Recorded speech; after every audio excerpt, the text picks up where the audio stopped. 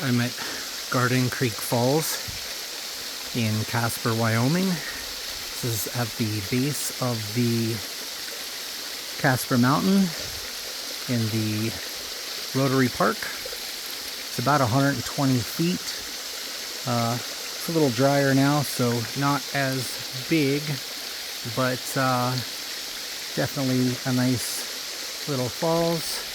It is tucked in the mountain here.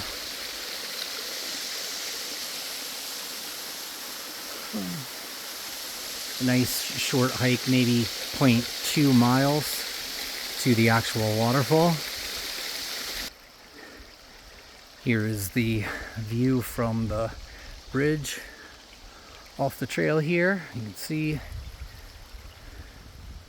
parking lot is not too far down here, but definitely a nice little view of the falls.